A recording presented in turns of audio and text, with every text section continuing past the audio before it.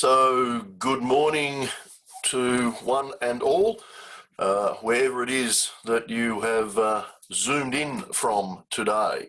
My name is Ken Marchingo. I'm the CEO of HavenHomeSafe, Victoria's first registered housing association and an integrated housing and homelessness outfit. My job here really is just to welcome you all, and at the very start of these proceedings I'd like to acknowledge and extend my appreciation to the Dja Dja people. These are the traditional owners of the land that I'm standing on, that I and my family live in, and we make our living on. I acknowledge that all of the participants today will be on country of many nations and tribes, depending on location, and we collectively acknowledge that also. Today, we pay our respects to the leaders and the elders, past, present, and emerging, for they hold the memories, the traditions, the culture, and the hopes of the Dja Dja peoples. We and I express our gratitude in the sharing of this land, lands that were never ceded, traded, sold, nor given away, but taken. And our sorrow for the personal, spiritual, and cultural costs of that sharing of that land now, and our hope that we may walk forward together, as always, in harmony and in a spirit of healing. So thank you for joining us today. I am surrounded, and you will see the names on the screen potentially, of luminaries in housing and homelessness and domestic violence, but generally a homelessness world, from the Loddon region and further afield. And so I'm humbled to be in this fabulous company.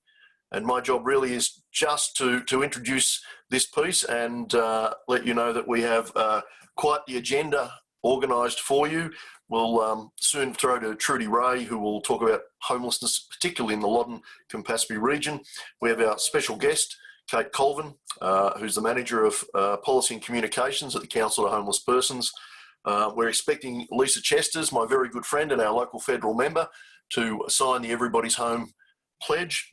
And then we have a very special guest, Trevor Brown, who is a person who can talk to us about their lived experience of homelessness. And then we'll have a panel discussion, and I'll do my best not to talk too much. That may well be a first at this point. And we'll introduce the panellists at the time at which we get there. So at this point, I'd like to throw now to Trudy Ray.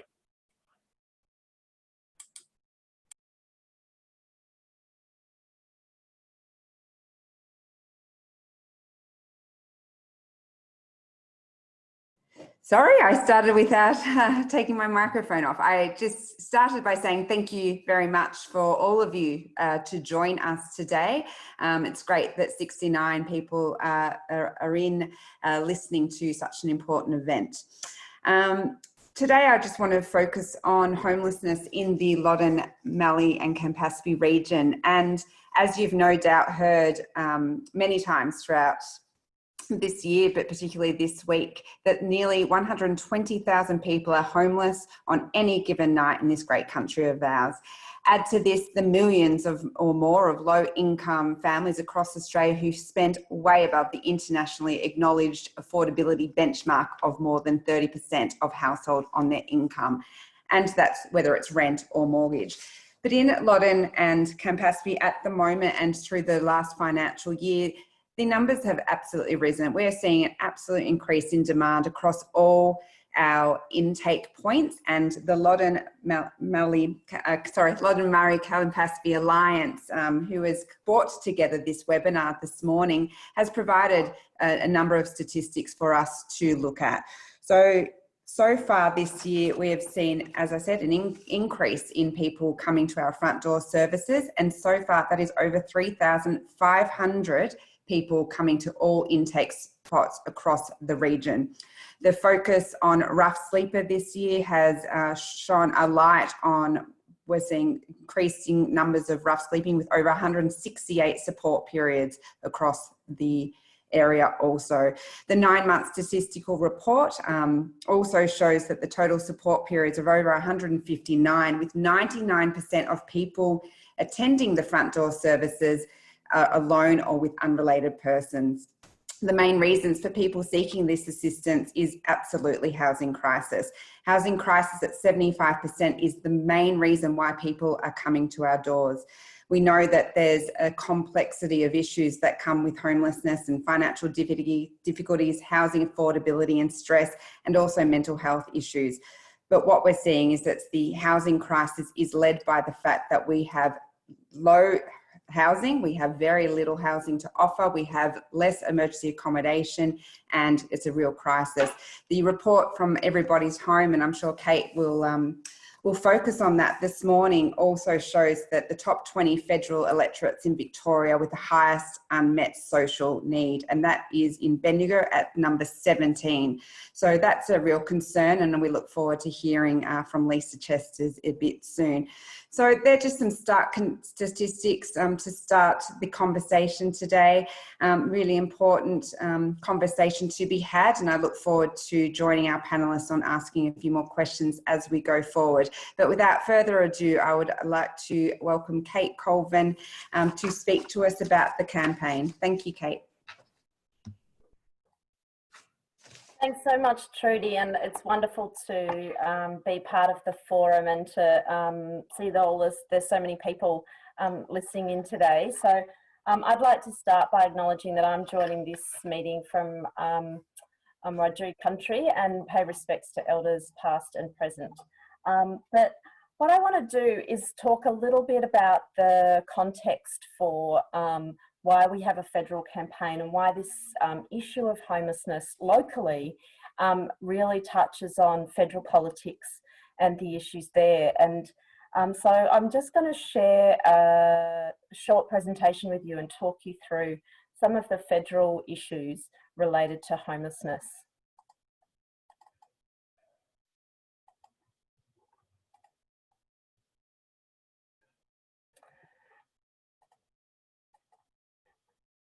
There we go. So can you see that?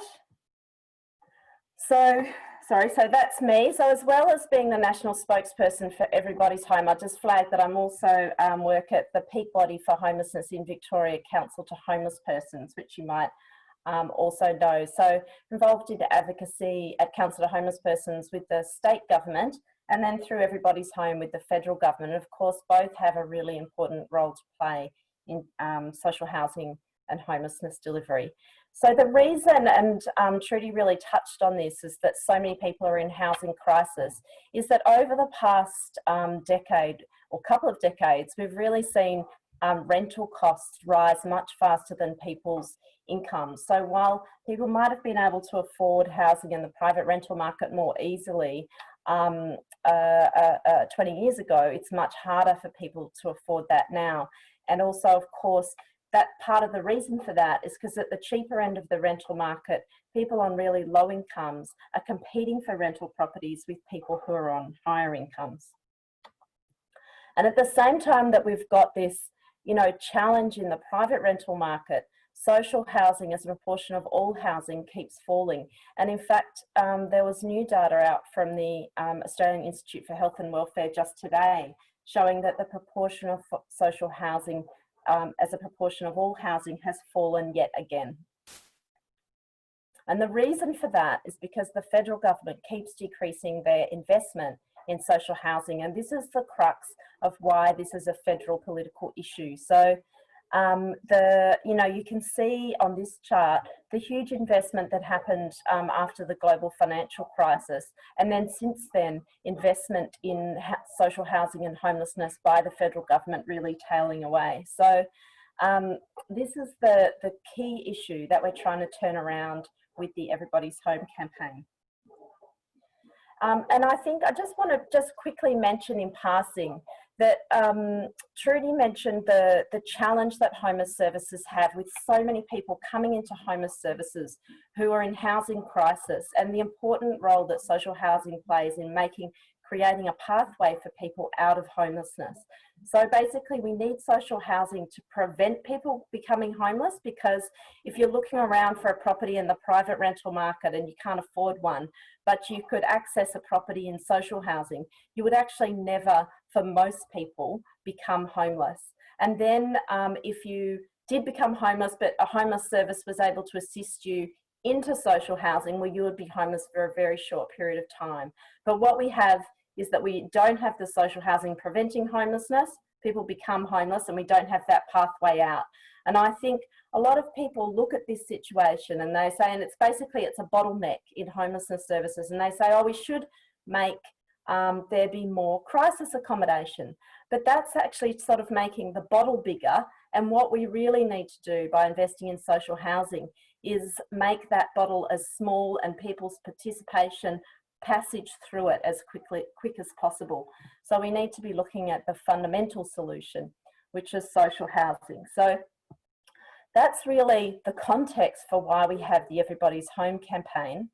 And I want to now talk a little bit about the local situation of social housing, and that's just going to be a slightly more complicated screen share. So I'll just do that.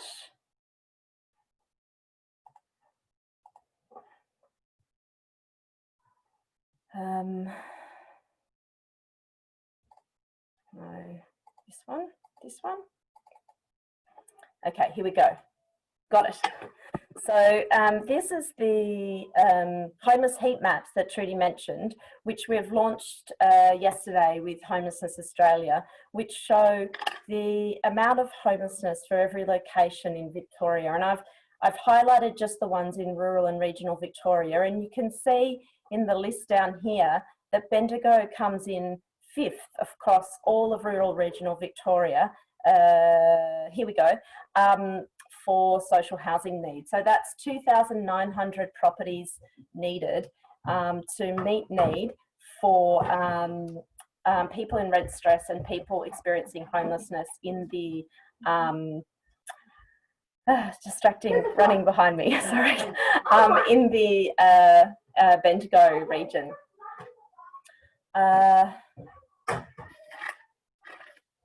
We're just having a plumbing emergency, so that's what's going on there. It's a little bit of excitement from Coburg. So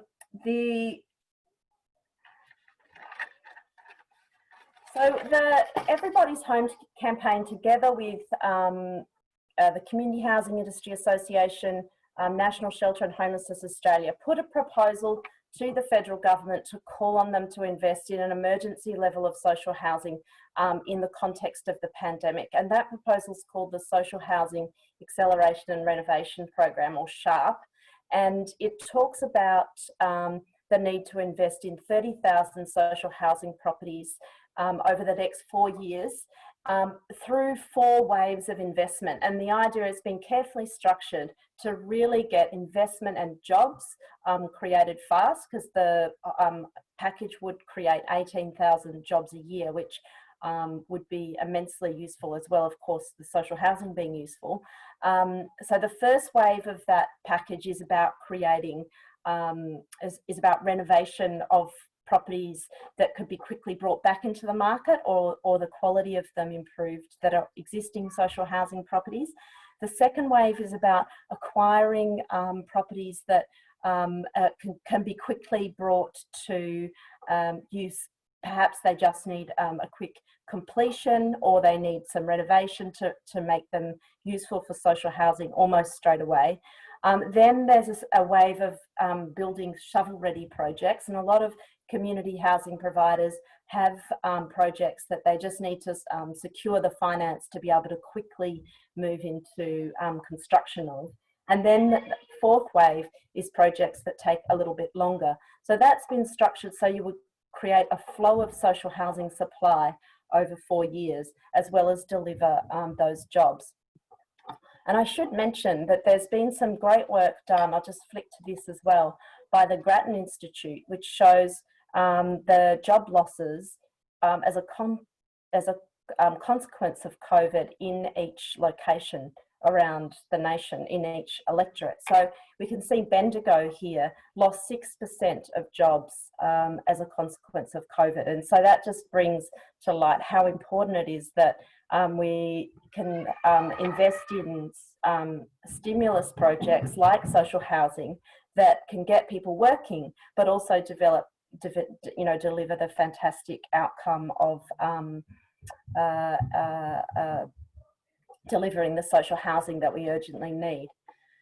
So that's really what we want the federal government to do. I guess I just want to quickly touch on, well, how do we get them to do it? Because the fact is that that sharp proposal was put to government, well over a month ago, and the response has not been overwhelmingly positive in the sense that they haven't committed to do it.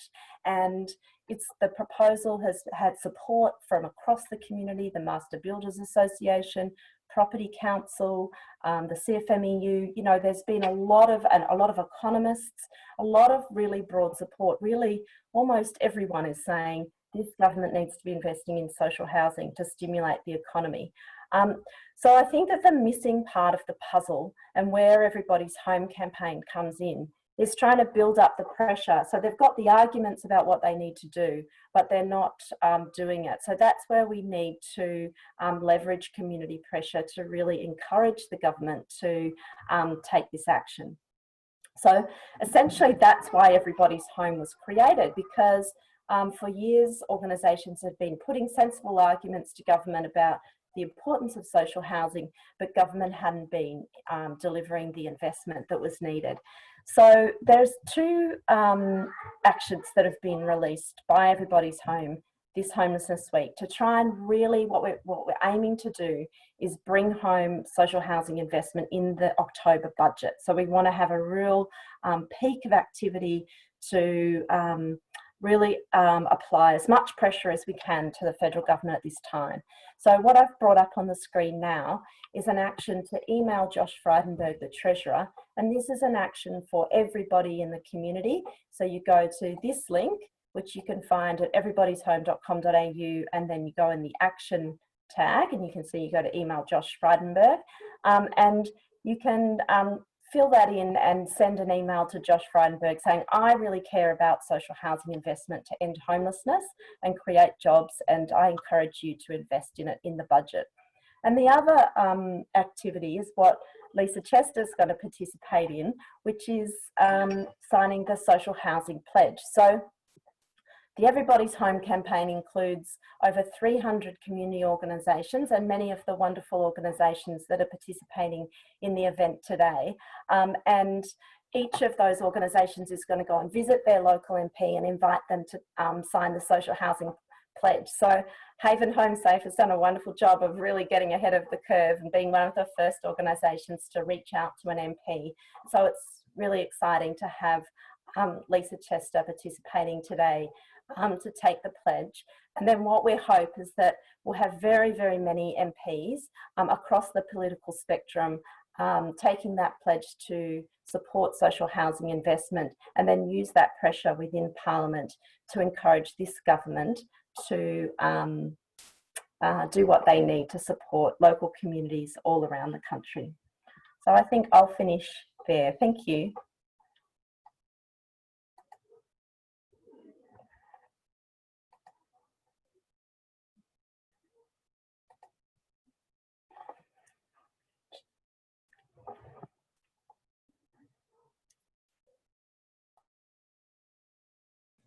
Sorry, having some technical difficulties. I was just saying thank you very much, Kate. That was certainly a very enlightening piece of presentation, and particularly around the need. We've got a few questions before we have Lisa join us, and Kate, I'll be asking these to you, so sorry I'm putting you on the spot. But I suppose what that highlights is that now more than ever as a society, we've learnt that having a home is a basic human right and a social determinant of health. COVID has exacerbated and shone a harsh light on Australia's failing housing system. Given our current homeless and housing crisis can only be truly addressed by deep, consistent subsidy, do we think 30,000 over 4 years is going to hit the mark? And I suppose to go to a question that came from one of our participants is, why isn't the government doing it? Why does there seem to be no political will, and it only seems in economic downturns that housing actually gets a look in? Can you just address that for us, please?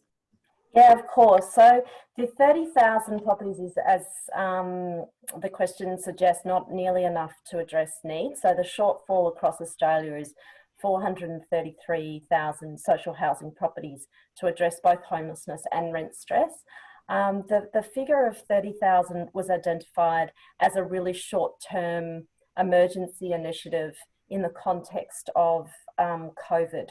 So to really get the government investing in social housing, but as I think you point out, it would make a really positive impact, but it wouldn't go far enough. So it's not our total ask of government. The Everybody's Home's calling on government to invest in 500,000 social and affordable housing properties over the next 20 years.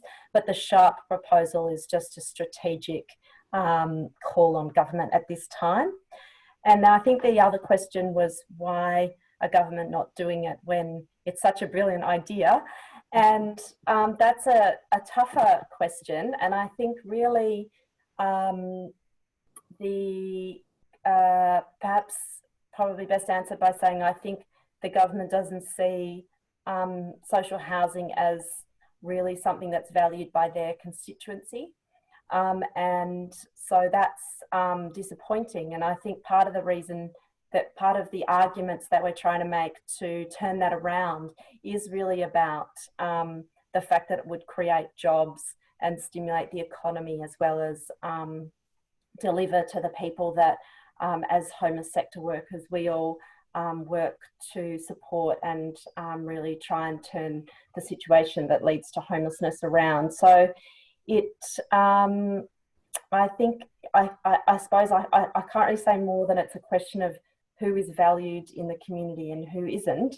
And we all have a role to play in encouraging the government to value, to share our values about what's important in the community. So we can but fight for it to be what it needs to be. Wonderful. Thank you so much, Kate. And yeah, you're absolutely right. The current approach to housing does increase inequality. And yeah, we certainly hope that this campaign is seen by the government as a way forward. So thank you so much for your commentary. And without further ado, I'd love to welcome our Bendigo MP, Lisa Chesters, to join us. Lisa does not need an introduction. Lisa's a great advocate for housing and people who are homeless, and is always incredibly supportive in this space. So before I go over to Lisa, Lisa's going to sign our pledge today, but also Lisa, if you can give us a bit of an update in terms of what you're doing in this space, and particularly given the very concerning figures come out today of Bendigo being in the top 20 of federal electorates with social housing issues. So a massive welcome to Lisa Chesters MP. Thank you, and thank you for having me, particularly this week. I know that this is an issue that so many people involved in this Zoom conference have been advocating for a long time. For all of us, these figures, the data that was released today, we know it to be true. We see it, we live it every day, and we're helping people.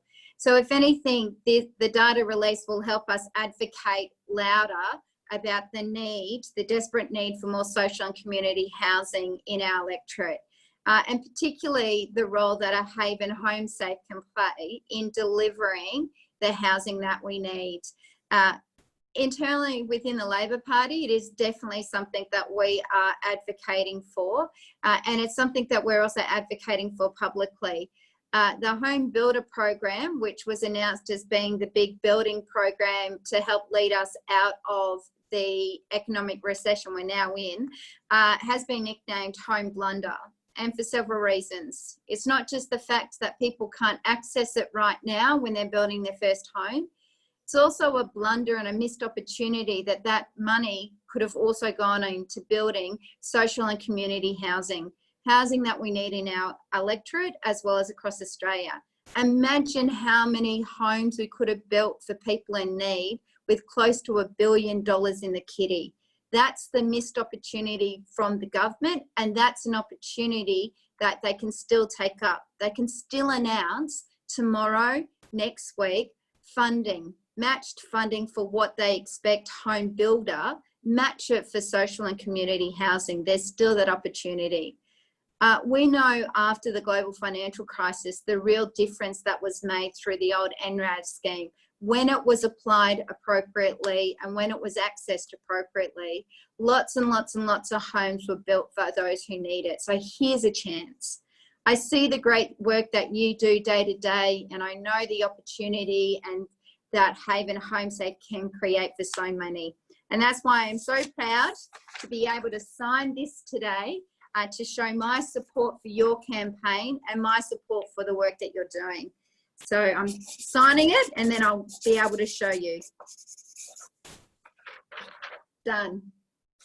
So thank you once again for all of the great work that you're doing. Know that you have a champion in me, and know that we'll keep fighting for as much funding as we can to ensure that we've got the adequate and appropriate and affordable housing that so many vulnerable people in our community need.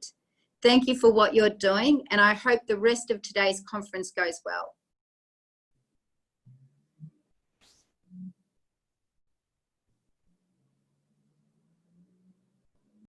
Every time I press mute, it goes, anyway, having mute issues. Anyway, thank you so much, Lisa, for your time today, and certainly for signing that pledge. We really appreciate it and know that you've had a very busy morning. So thank you for taking the time out to join us. So next, we would like to welcome Trevor Brown. Trevor is a graduate member of the Peer Education and Support Program at the Council to Homeless Persons. He's a passionate filmmaker. He balances his film production studies with his work at the Council to Homeless Persons.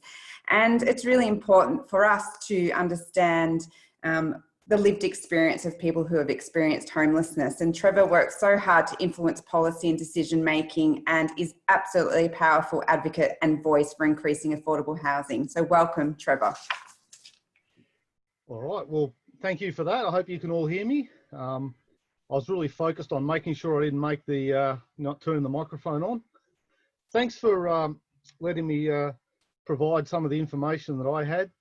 I was actually homeless from the start of early 2008 to the middle of 2013. And I can tell you that it was really tough.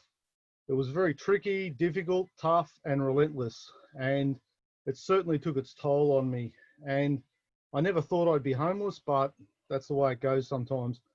I was actually vehicle based, and I was in my small Toyota van, and that was what I was using when I was working. Years ago, I was in I was running a computer company, and I was just using that, but then I had to change it.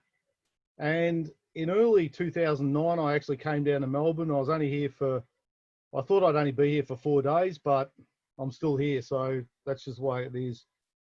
I can certainly tell you that many people don't know what it's like. It was really tough, and safety was my priority, but sometimes it was just comprised, and it was really tough. I had a lot of things going on, and I think you know, the biggest thing for me was that without the support from charities and community centres, I wouldn't have survived, and that was really important for me. And I also made new mates, and actually that was part of the way I actually ended up in the CHP. So that's just the way it goes. I forgot to start my clock, so I'm not sure how long I've been talking for. There you go. I'll try and, yeah, somebody just tell me to stop when I've done as much as I need to do. But I think you know, the public don't understand just how tough it is, and that's one of the biggest issues we have when we're on the streets. I had people jumping at me, telling me to go somewhere else. I couldn't stay in places. You know, sometimes it was only one night, and then another night somewhere else, and then a couple of nights somewhere else, and just had to keep moving around. And that's pretty tricky when you're trying to keep a vehicle on the roads.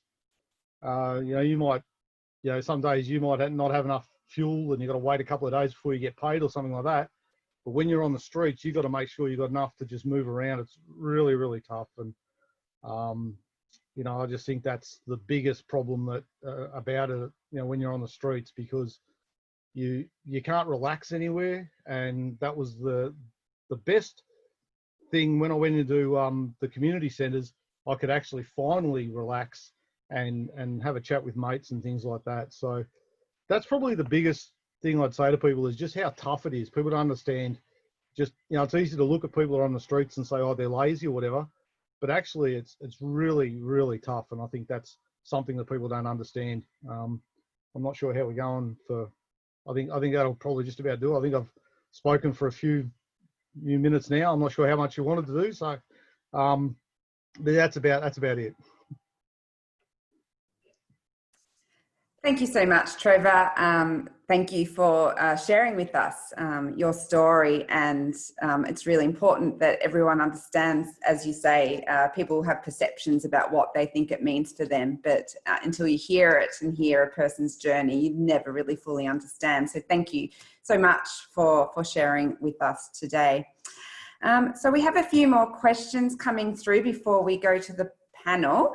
And which we can certainly, actually we'll ask it in the panel because it's about the Bendigo electorate, and we'll go from there. So without further ado, I'd like the panel to come on to into show, please. They are an illustrious panel full of very committed long-term advocates in this sector, and we thank them all for their contributions today. I'm going to be asking a few questions as we go along, and I will start with the first one that came through on the line, which is from Emma, and I'll target this to you, Ken. When was social housing last built in the Bendigo electorate, please? So, if you mean social housing in its broadest term, we're still building. We just finished 8 units in Lobb Street in North Bendigo. That's from a housing association point of view. We're going through VCAT at the moment to get a small footprint apartment building put also in Flora Hill on a site that everyone I think here would well know. So we're continuing to build in Bendigo and in other places. But the Public Housing Authority, who have the lion's share of social housing, in their case it's public housing, their net numbers have been reducing, both in volume, in terms of actual numbers, and in percentage terms. And the critical thing is the percentage term. So it actually doesn't matter what they build. They can't catch up to what they've lost. Victoria has the lowest percentage of public housing in Australia, and we're almost half the national average.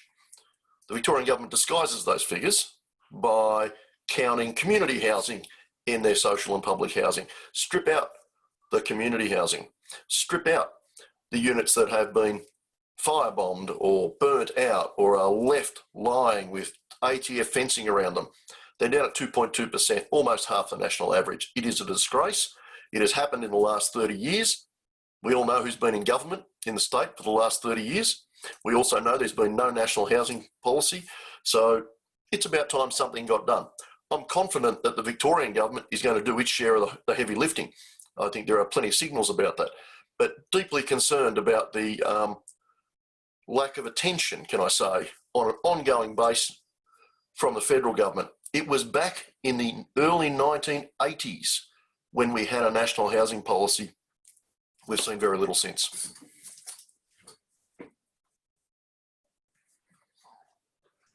Great, thank you, Ken, for that very, very concerning answer. So now just to move along, because obviously with COVID exacerbating currently what's happening, I'm going to ask this question to both Margaret and Julie. In the space of women experiencing family and domestic abuse, how's the challenges of COVID, but also just the stark homelessness numbers affecting your agencies? And I'll go to Margaret first, please. Thanks, Trudy. Look, the demand on services from in relation to family violence support across the state have been increasing steadily since the COVID pandemic was declared. Initially, we experienced a downturn in women contacting and men contacting for support around family violence issues. But obviously what we've now seen is a significant increase. And over the last financial year, just to give you an indication, The funded targets that CNV has across a range of housing and homelessness and family violence response programs, we more than doubled, and we still had to turn people away. And so the demand is there. The risks are increasing for women and children. We are seeing men using COVID as another tactic to exercise coercive and very dangerous control over women and children.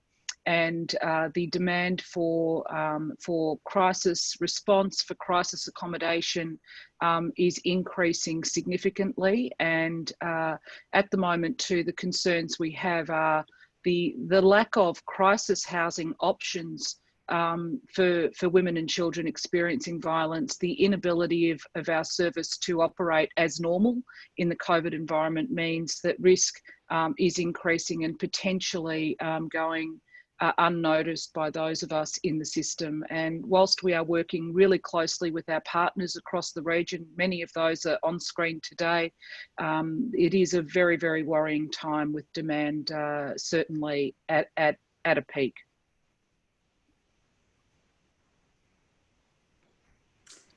Do you want me to talk now, Judy? I would just confirm everything Margaret's saying. We run the Women's Refuge Response in the Bendigo area, and we also provide the crisis after hours family violence response for the Loddon region. And family violence was increasing anyway. So last financial year, our after hours call outs had met the year before by January. So 7 months in, we already met the year before target. Shouldn't call them a target, but by 7 months into the financial year, we'd also spent the same amount on emergency hotel accommodation than we had the whole year before. So as Margaret said, things went a bit quiet for the whole family violence sector when COVID lockdowns first happened, which was a real worry. So we had to start getting messages out that it was actually still okay for people to leave in an emergency, because the perpetrators were telling women they couldn't leave and they would get into trouble. Since the demand started to increase again, which it has this financial year, where we're seeing double the after hours call outs than what we did previously. And we're also seeing increased anxiety and stress from our existing clients that are in supported crisis or social housing. We hear stories like, the perpetrator threatening to give them COVID, or particularly if they're separated and the perpetrator has access to the children, things like, I'll give them to the kids and send them home to you. And he goes out when he's actually not supposed to and won't tell her where he's been, all those sorts of things. So the message we're trying to give women is that it tell the police that you aren't safe at home. There are services still operating to support you. And, we know that these are very dangerous times. Domestic murders will increase. We know that there's a real increase in head injuries at accident emergency hospitals across the state. And it's a really shocking time to be locked up with a perpetrator. So it's just harrowing, isn't it, that in a pandemic where things are changing so consistently, that women are continually changing in terms of the dangers that keep coming at them. And it's absolutely just horrifying. And we thank you both for the work that you continue to do. Just moving it a bit differently at the moment. So I'm going to go to Margaret in the Mass in Pro-Box, sorry. And one of the questions was around, will there be any more public or social housing built in the Macedon Ranges? So whether you can answer that, but also how does homelessness impact your agency down there?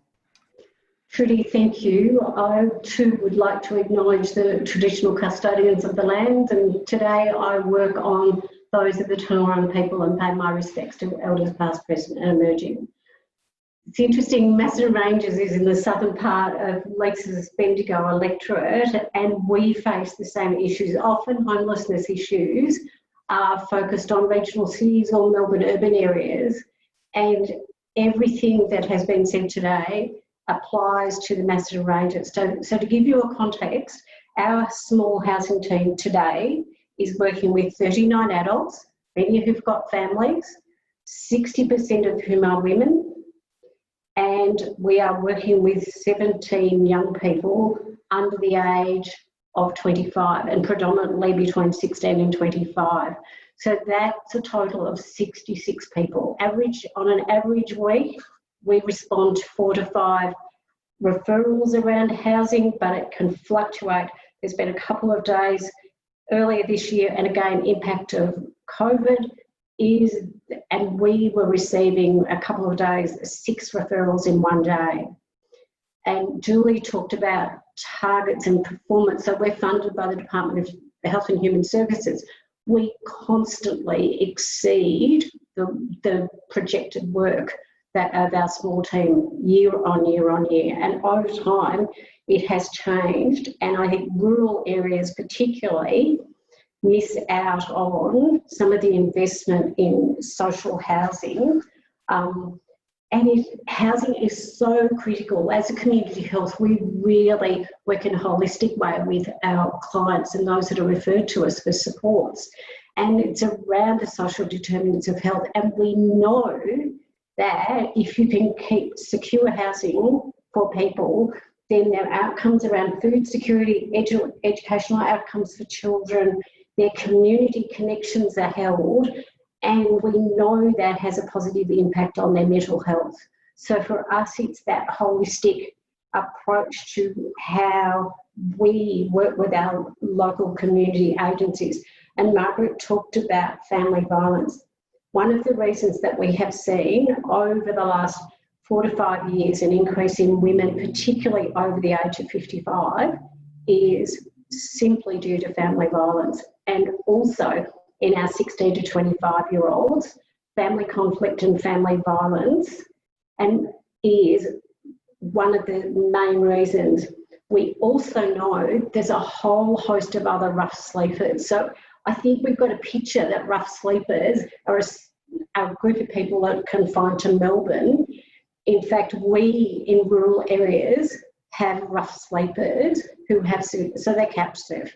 They sleep in tents, and I'm sure none of us would want to be sleeping in a tent in weather, particularly in winter. So with really limited access in the Macedon Ranges, particularly around access to social housing, limited private rental market, really costly private rental market, it exacerbates the lack of social housing. And I just support Ken's call for a national housing policy and ongoing investment across our communities, and particularly focusing on flexible. We need flexible accommodation options to cater for large families, to cater for blended families, to cater for individuals living on their own. And that just does not exist. And I know, talking to my colleagues in rural Victoria, that is an ongoing and critical need. Even if we started building tomorrow, I think we could build 30,000 a year for the next 10 years, and as the data suggests, still not meet the need. So this is really critical, and COVID for us has absolutely exacerbated our local needs.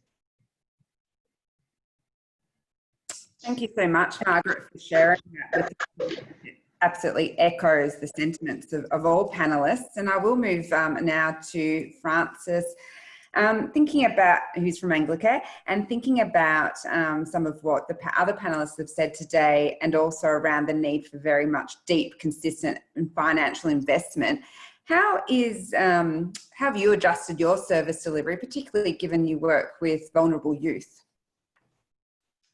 Thank you. I'll acknowledge that I'm sitting on Dja land and pay my respects to the people, the elders, and acknowledge the deep sort of cost that homelessness has within the Aboriginal community. Look, we've had to change our service delivery along with every other organisation. We've got homeless team up in Echuca, and you know, our homeless team has continued to be there, seeing people face to face. So, you know, people who need service, need support when they're homeless. It's not possible to do all of this, remotely. So we continue to see people. The same here in Bendigo, the young people that we're supporting in Bendigo. We don't have our front door open for people just to walk in, but we've got a lot of our staff who are coming in, seeing people face to face, going out into the community. And, the numbers are not going down. In Echuca, the support we've been able to provide there, over the last few months has actually gone up by 25%. The numbers are not going down. In Bendigo, the young people that we support, it has probably been a little bit more steady, but the numbers are still there. The 16 to 19-year-old people are really finding it hard to get access to accommodation. We've got the Campaspe program, which is supporting young people leaving care, so residential care or foster care. We're supporting 18 young people in that process at the moment and actually housing 9. But it is so hard to find, rental accommodation for people in the open market. Both Echuca and Bendigo, the markets are really, really tight. The rental vacancy rates are incredibly low. Even when we have support, so, the young people that we're supporting, we're there with the young person saying to the property manager, we're there, we're going to be there for the next 12 months or so. We're actively supporting this young person, and it still doesn't get them over the line. It's just such a tough market to get people in. We're really doing, I think what's also part of the issue, both in Echuca and Bendigo, our experiences is that, over the last 3 or 4 years is that, the available options in emergencies, sometimes, the caravan park or the motel, being able to find somewhere immediately, because some of those options are actually dried up, they've closed. They've been turned into something else. We're finding it so hard to actually get access to that type of accommodation. So really, it's really difficult, the same as the others are saying. The issues are not going away. They are definitely going up. And I'm concerned about what's going to happen in the next, 6 months. When JobSeeker and JobKeeper start to reduce, there's a whole lot of families out there who, were employed and have now found themselves on these government benefits. They're not going to find work easily in the next 6 to 12 months. And a whole lot of people who are highly committed financially and have been scraping along over the last 4 months are going to hit the wall. And I think our financial counselling programs are just going to be overrun. We're gearing up. We certainly are gearing up right now because we expect, a tidal wave of distress in the community that's going to be hitting us, all of us, over the next 6 months. And housing is going to be one of the most vulnerable parts of it. Great. Thank you so much, Francis, for your presentation. Wanting to move now across to Castlemaine. Di, the last time we spoke, I think we were sitting at your in your office talking about how different pilots we could do and how we could generate a different way of doing things. And then obviously we're now in the space of COVID, where this we know that this environment has exacerbated, as we keep saying, the social determinant of health being absolutely critical here in terms of housing. And we know when overcrowding means social distancing is, absolutely impossible. And therefore noting that a lot of the Castlemaine community probably do commute still in and out of Melbourne, and how obviously with the stage 4 restrictions in Metro Melbourne and stage 3 in regional Victoria, what are some of the challenges do you think you will face as an organisation moving forward? Thanks. I'd just like to acknowledge that I'm zooming in from Jarrah country, the lands of the Dja Dja Wurrung, and pay respects to elders past and present. So thanks, Trudy. I think that, well, I'll just start by saying our situation is pretty much the same as everyone else in the rural kind of areas. I think that we have a lack of affordable rental properties. Castlemaine was sitting at the second most expensive regional place in the state, and I don't know that that's changed. And one of the, so the ongoing issue is access. As everyone else has said, options for emergency accommodation like caravans have dried up. You may have people actually living in that. We've seen an increase with people requesting a support through COVID. And obviously we have a very small team, so that's a sort of an intense pressure there. So I think that one of the things that we find is that it's very rare that we have a single bedroom or single one bedroom property for rental at all in Castlemaine. There are some transitional houses which are always full. So I think Trudy was alluding to the fact that we were trying to come up with some possible solutions around a tiny home project, which we would do in collaboration with Haven. However, getting something like that off the ground is very difficult because of the funding, and even the state process that happened recently, there just wasn't enough time, and there were limitations on that funding, for example, not being able to purchase land. So even though we've got a whole range of people who are really raring to go to at least put a chink in the big issue of access to different sorts of properties, we just can't get past that sort of starting block. And so that's a continued pressure for us. And not to mention the fact that there's a lack of family homes available for any of the presentations for family violence. So like everyone else, that's a predominant cause of homelessness as well. And I think that that one of the other things to say is that in amongst that, we have had some successes. So the combination of the job seeker rate going up has actually assisted some of our people accessing some properties. So in some ways, I think it's not just social housing that we're asking for. We also need to be pushing to keep the job seeker rate up, because it's a combination of those factors that also impact on people's capacity to get back on their feet. And so we do need to argue for both of those things. I think that Margaret's alluded to the fact that in community health, we do, even though we've got small teams and we're under intense pressure, because we've got other workers in our organisation, they're a great support, in terms of the number of people who are presenting to us. In terms of the commuting, I think a lot of people are working from home now, Trudy, so I think there are less people commuting, more in a kind of a sense, it's more around where are people coming down from Melbourne and so on, and how the workplace is going to change. It's really that kind of regional area about people's access to employment as well.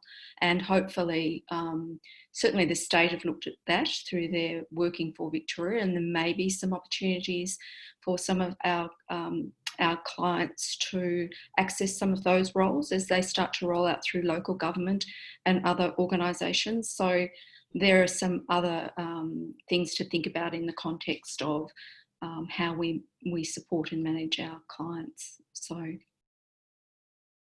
I might end it there. That's probably enough for me, unless you've got some questions.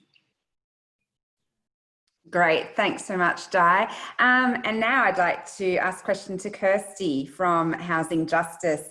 And obviously, currently there's legislation in place to protect renters.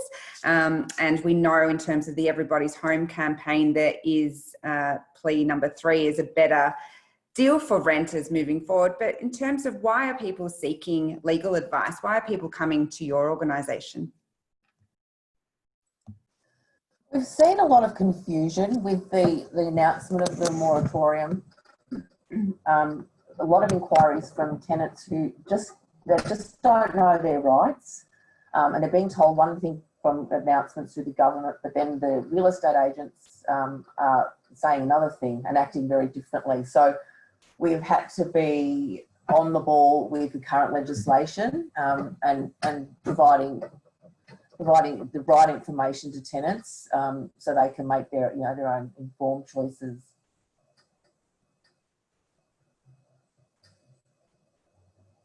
Was there a second part to that question? Sorry. Yeah, just really about how has COVID exacerbated the need for this rental reform? Yeah. So look, we actually saw a drop in people wanting our service because our core business is to keep people housed in their rental homes. So with this moratorium, it's dropped off for us. But our big concern is when that finishes at the end of September, what is going to happen is we predict a tsunami of people homeless. They cannot afford their rents. So it's, there's just not enough. We've been saying it for years and years. There's just not enough housing, and particularly affordable housing. So, history shows itself with governments, after pandemics and global catastrophes, that they do step up with housing. You've got your post-war, lots of public housing being built. So we're hoping that this will prompt governments to have a really sit down and have a really serious talk about what they need to do to support people.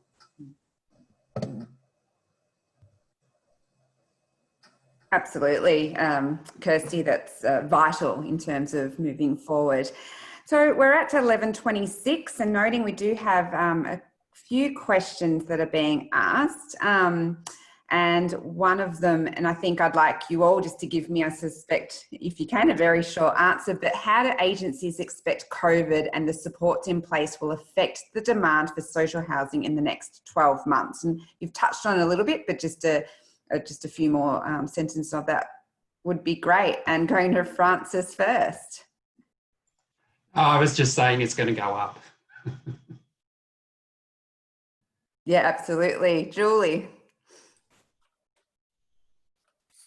Yeah, absolutely. So I think as long as we're going to need more crisis housing for women fleeing family violence rather than putting them into hotels. So I'm hoping that we can get some more access to proper housing. But the social housing will allow women in refuge, in crisis accommodation to move through, referring back to that bottleneck that Kate was talking about earlier. And we find that women who are put in hotels in crisis don't cope very well. They're suffering from a very recent trauma.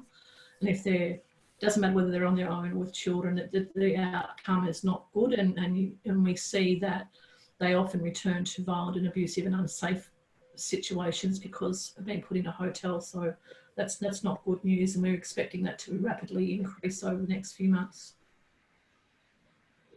And Trudy, if I could add to that, I think it's absolutely critical. I agree. The additional demand that we are going to face, unless we take a really creative approach and an innovative approach to finding housing to keep a roof over people's head, then we are going to have increased levels of family violence. We will have increased levels of mental health in this country, and that's probably worldwide. But housing as a fundamental human right is a critical part of that infrastructure that we need to be thinking about now. Yeah, absolutely. And Kate, just I suppose reflecting on some of the things that the Victorian government are putting in place, and particularly around keeping people in emergency accommodation until April of next year, and thinking about some of the things that Julia was just saying. Have you got any anything you'd like to add to that piece? Look, I think one of the most useful things that the Victorian government did is, I suppose, keeping people in emergency accommodation. That's useful, but there's also a set of resources to get people into head leased properties. And I think really the intention of that, so far as I understand it, is to move the people who are currently in hotels into head leased properties. Hopefully, I think that's for about 18 months while new social housing is coming online. They haven't yet announced new social housing, so that's kind of a gap. But then the keeping people in hotels would actually be new people. So it's like, I think sometimes the general public don't understand that homelessness is a flow. We're not dealing with a static kind of 2,000 people across the state. There's 2,000 people now who need to be moved, into medium-term accommodation, and then there will be another 2,000 who'll require that emergency accommodation. But I think, like Kirsty and others were saying. I mean, we're just terrified about the end of September and people having their payments cut. You know, it's just, I think the general public and even, you know, the government underestimate or overestimate the homeless sector's capacity to respond to that, because every person who becomes homeless is, you know, it needs an access appointment and they need support. Like there's just not the resources to respond to that volume of need. So we're very pleased the government, Victorian government, did that response, but there's still going to be a lot of unmet need, I think. Great, thanks, Kate. And I think we'll wind it up here with the end of asking Ken the elusive question of what does the future hold for us? What does it look like? Well, unfortunately, I left my crystal ball in the office. But I think there's a couple of things that we really need to unpack and be really clear about. So there are different levels of houselessness and homelessness, and within homelessness, different cohorts. We've heard from Julie and Margaret and others that, you know, we know already the level of domestic violence is, as you say, is harrowing, and, you know, that conversation is best left to the absolute experts. But there will be, with 500,000 migrant visa holders leaving the country, 500,000 students leaving the country, 8 million tourists a year not coming to the country, with some 429,000 mortgages already tipped over, knowing that they will collapse at the point that they need to stop the moratoriums. God knows how many renters, possibly up to a third of all renters, have had their incomes reduced. So we will see a very dynamic unfolding, particularly in the inner, very inner, and then the peri-urban suburbs of the capital cities. We will see some net outflow into regional areas, places like Castlemaine, anywhere in the Macedon Ranges, Daylesford, Echuca. Just forget about low-income housing in the private, you know, just forget about any level of affordability in the private rental markets. They will be snowed. In Bendigo, just to take one example, if we had an extra 100 purchases come from other places, we run out of land on available projections. We not only run out of land, we actually run out of houses to sell. So you replicate that across regions. Then think about, and it's been referenced, already the number of people on New Start seeking homelessness support has risen by 75% in the last 6 years. That's pre-COVID. What's going to happen when they go back on December 31st to $40 a day? When it's not just those people who were unemployed pre-COVID, but we have an effective unemployment rate at that time. An official rack rate is expected to be over 10%, but we all know that the rack rate, the official rate, is if you work 1 hour in a week, you're not counted as unemployed. So the real impact, the diminution of wages, the absolute destruction of the workforce, we will see what we saw in 1978, 79 through 83. It's worth remembering that most of our services started to be funded.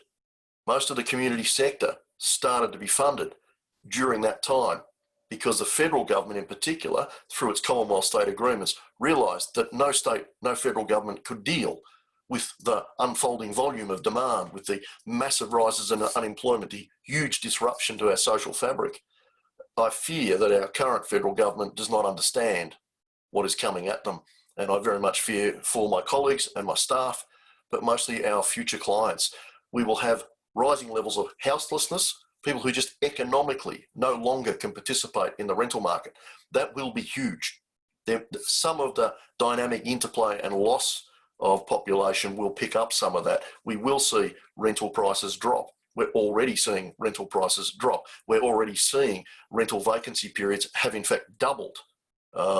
And so we're seeing a lot of availability, but it won't soak up what's coming. So we have a lot in front of us. We have a job in front of us, and we need to really support Kate and Everybody's Home campaign, because frankly, we don't have many irons left in this, what will soon be a bushfire. So, yeah. I'm not confident at all. I'm confident we'll do the best we can, but I'm not confident of the outcome. Great, thank you, Ken. Again, a sobering end, which is absolutely critical. Why we thank you all for joining us today and join the campaign. Housing Solutions for All Australians is so critically important, particularly at this time. So please go to the Everybody's Home campaign and sign up and see what you can do to assist these amazing advocates you have in front of you to help those that are so vulnerable in this country. So thank you all very much for joining. Hope that you got something out of today, and we look forward to seeing you again soon. Thank you. Thanks.